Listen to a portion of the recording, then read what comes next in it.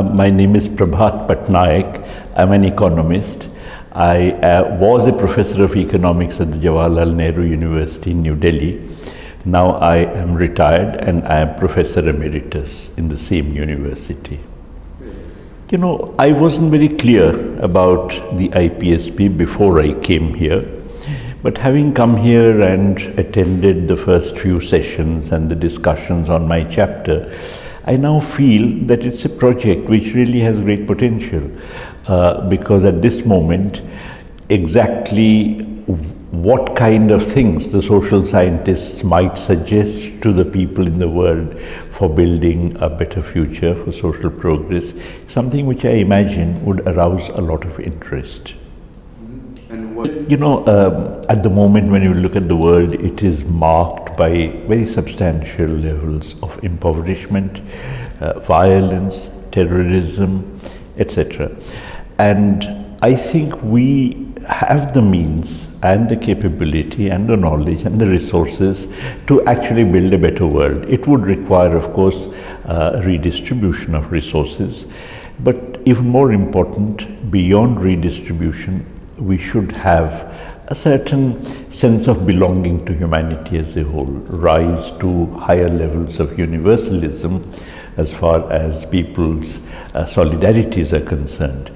And I think these are issues which social scientists should emphasize, as opposed to the traditional emphasis on economic growth, traditional emphasis on simply augmenting the means as opposed to redistributing the means, etc. I think this is something which would, in that sense, mark a new turn.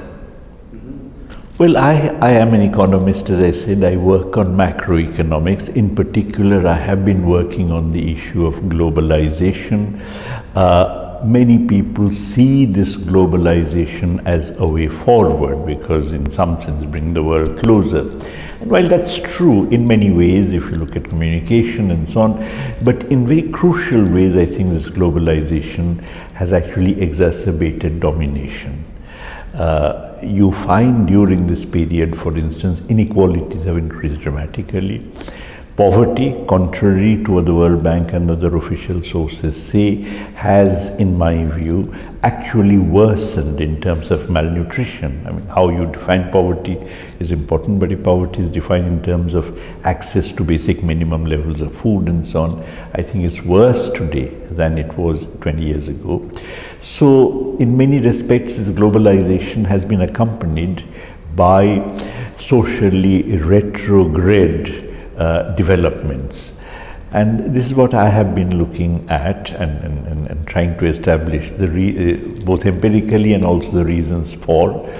And I think that is where intervention of the kind that we are planning to make at the IPSP can make a big difference.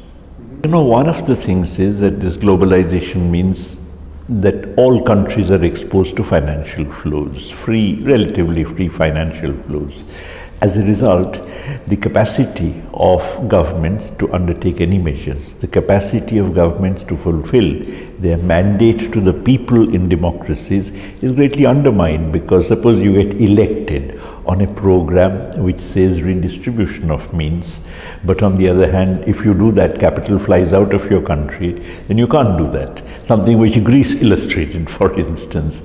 Now, as a result, I think the development of democracy requires that the state should capture a certain autonomy for its actions, and that would require delinking in several ways from the process of globalization. Because it threatens democracy, it threatens the capacity of the people to make choices, to act politically in a decisive manner. You know, I'm working on a chapter in the IPSP which is really on belonging and solidarity.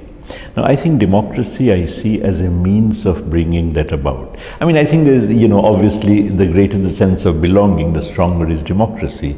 And the stronger is democracy, the more conducive it is to better sense of belonging.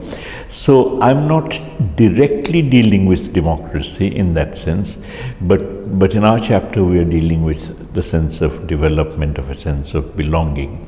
But since democracy is crucial for that, anything which curtails democracy is something that is inimical to a sense of belonging.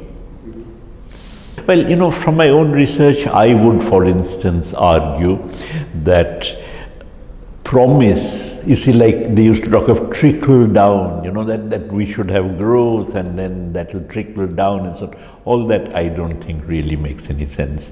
I would suggest that every person should have a certain set of political and economic rights, including the right to a fair income, even if the person is unemployed. In other words, it is the job of society and the social order within which the individual finds himself to ensure that he is employed.